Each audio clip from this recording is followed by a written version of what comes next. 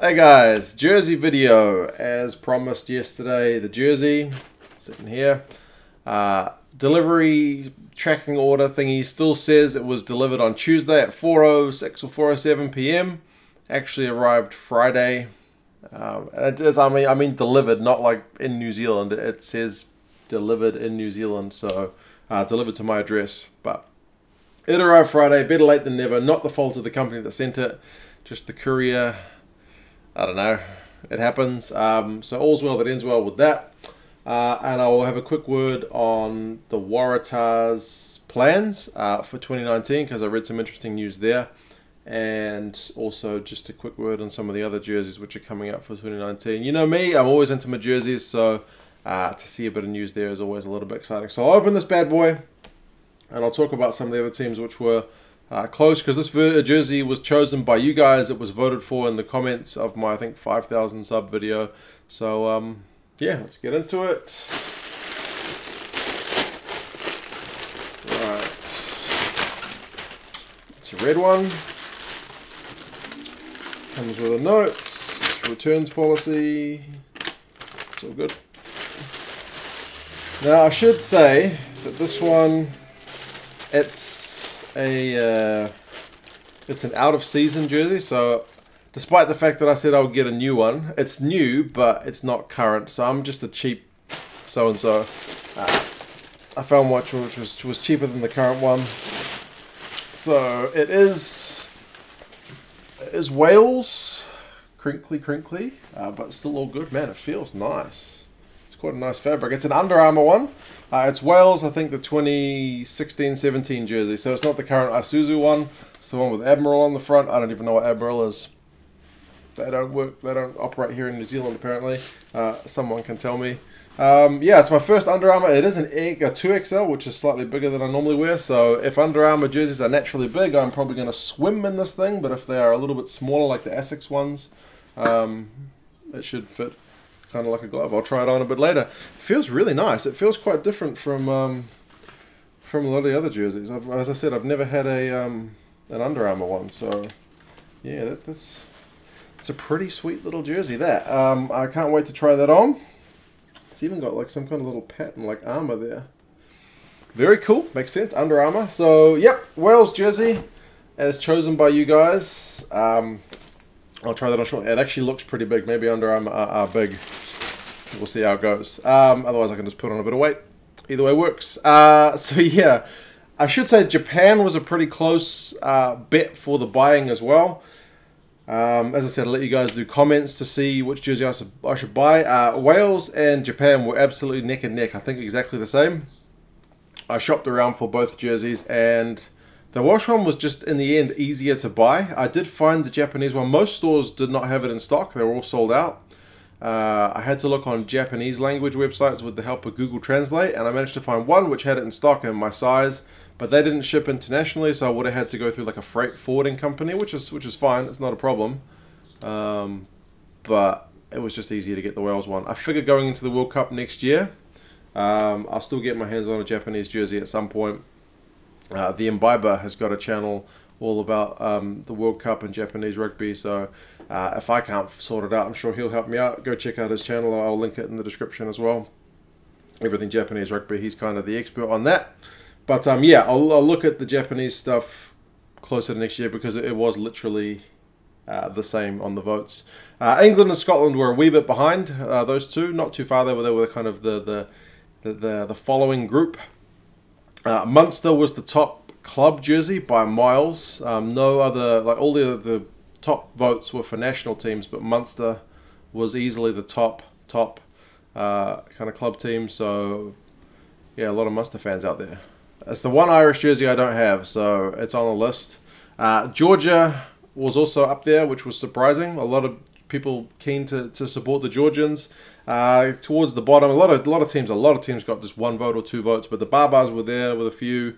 Top New Zealand team behind the Barbars was the Highlanders, and top Premiership team was Bath. So interesting. But yeah, thank you guys who voted for that. It ended up being Wales. I'm pretty keen to go try that on, so I'll do that pretty much straight after this video. A quick word on the Waratahs. because yeah, their coach Daryl Gibson has come out and said that he plans to rest key players, not all players, but key players for that 2019 season, because he thinks it's going to do two things. One is help his team in the long run in terms of getting a result in Super Rugby, and it's also going to help the Wallabies in their World Cup campaign. He said, some of the guys, especially guys like Kurtley Beale and Bernard Foley, he thought were particularly jaded towards the end of this year, and that kind of showed in their performances. But also I should mention that they did say that the Waratahs used the fewest number of players of all the Super Rugby teams this season, so that also perhaps speaks to a bit of player management. It said the Waratahs, this was an article on stuff.co.nz, the Waratahs used 34 players, whereas like the champion Crusaders used 44. So that's a pretty big difference, although the Crusaders did have a lot of injuries, especially towards the start of the season. He said he wants to work better with Checker, which makes sense. I mean, they used to work together at the Tars, so for them to have close ties as national coach and Super Rugby coach makes sense. It's what all the New Zealand teams do relatively well. And he thought that towards the end of Super Rugby last year, especially that semi-final against the Lions, that the players were already getting pretty tired. So we'll see how that goes. New Zealand famously have experience with resting players prior to a World Cup. There's definitely a balance of making sure the guys aren't too tired, but also making sure you don't take them out of that kind of competitive environment where they get the routine, they get into that groove. I feel like taking guys out for too long can be disruptive, but there's definitely a balance that can be found there. I mean, you see it a lot with some of the Northern Hemisphere teams. I've been noticing they manage the players pretty well. Like teams like who are like Leinster, for example. I know they rested Sexton a while back because he's playing for Ireland, he's playing in Champions Cup, he's playing in Pro 14. So sometimes the guys just need a rest. So yeah, we'll see how that goes for the Tars. And lastly, Super Rugby jersey news. The Sunwolves have got a new jersey out. It's a pretty big change. They've had a pretty consistent jersey as long as they've been in Super Rugby, which is just basically the Japanese flag everywhere jersey. It's white with a big... Most of the jersey is red, but if you lay it flat, it's the Japanese flag. They're moving away from that jersey design this year, which is kind of a pity because it's kind of an iconic Sunwolves jersey. It's more of a red like this. It's kind of a deeper... red, and the whole jersey is red, so it's a shift. I'm still not sure whether I like it. It's alright. It may grow on me, but I suppose Sunwolves' record hasn't been great thus far, so maybe new jersey speaks to a new start for the 2019 season. The Bulls, which I've got this gear on, the Bulls have got their gear out as well. It's a bit more traditional Bulls colouring. It's not that same kind of blue at the front, white at the back number from last season, which was actually pretty striking. I didn't like it at first, but it grew on me as the season went by. But this new one, which is I think Captain America inspired, it actually looks alright. I think it looks fine. But as I said, not quite as distinctive as last year's one anyway. But if you want a more traditional look, it's probably a good jersey to go for. The Brumbies one's out as well. It looks pretty standard. There's nothing really doing there. It's very much the same stuff. There's a site that I go to a fair bit, and I'll link it in the description as well. Hopefully I remember. It's called Rugby Shirt Watch, and they do all the rugby shirt news. It's a site. It's a dream for me. It's all about rugby jerseys. So anytime new jerseys are out or announced, they put pictures up and have news about it. So that's pretty cool. So they'll have all the pictures of those new jerseys. You guys can go have a look. I should say the Reds are also going back to a more maroon look rather than the proper red that they've had for quite some time now. So I guess that's a more traditional look for the Reds.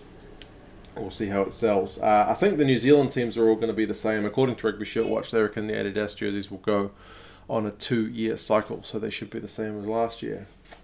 But yeah, new Wales jersey. About to go try that on. What do you guys think about the Tars plan to rest players? Do you think that's going to be successful for the Wallabies? Because at the moment, they need all the help they can get. It'll be interesting to see if they can get the Rebels, the Brumbies, and the Reds all on board as well to all be kind of working towards that same goal. As I said, it's what the New Zealand teams do fairly well, and I think it's something that Rassie is trying to tap into as well over in South Africa. So we'll see how that goes, and the fact that Quesada is working with the Pumas, so he's the Jaguares coach. I think that works well for him to be kind of working hand to hand with Ledesma for Super Rugby and Pumas level as well. So hopefully the Aussies can kind of get things organised for 2019, because they will need it at this point, but who knows, they might bounce back. Just a quick word as well, there was news out that Naka Drotsky got shot over in South Africa in a home robbery, so last I read he was in a critical but stable condition, so just kind of best wishes out to him and his family. Hopefully he makes a pretty speedy recovery. That was pretty shocking news out yesterday, but yeah, you guys let me know your thoughts on these, and yeah, I'll talk to you again soon. See you later.